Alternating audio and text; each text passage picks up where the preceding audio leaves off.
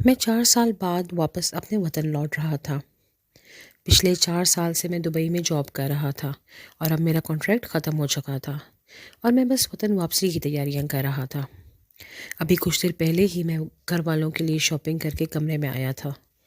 پچھلے 4 سالوں میں جاب کے علاوہ کچھ چھوٹے موٹے کام کر کے میں نے کچھ پیسے آج کے دن کے لیے ہی جوڑ رکھے تھے کہ جب وطن واپس جاؤں گا تو گھر والوں کے لیے تحائف لیتا جاؤں گا۔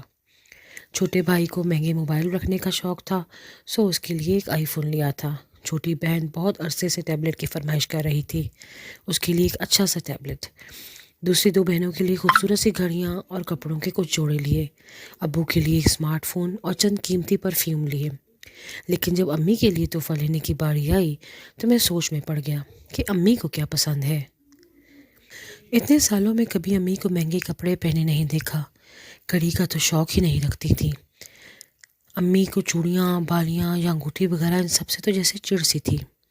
جب کبھی جاتی بازار تو بہنوں کے لیے تو لے لیتی، لیکن اپنی باری آنے پر ہمیشہ یہی کہتی کہ میں نے کیا کرنا ہے، پہن کر مجھے یہ سب چونچلا پن لگتا ہے، تم ہی پہنو یہ سب، میں تو اس کے بغیر ہی اچھی۔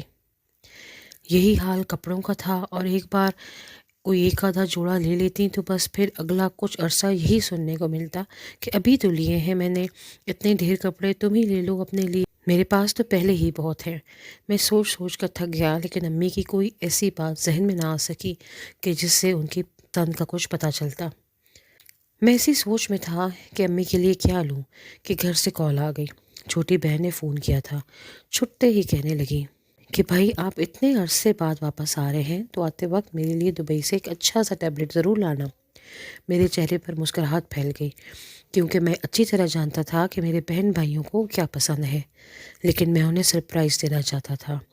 سو بولا کہ ابھی تو پیکنگ چل رہی ہے، اگر وقت ملا تو دیکھوں گا۔ باقی بہن بھائی بھی فوراً جمع ہو گئے اور اپنی فرمائشیں کرنے لگے۔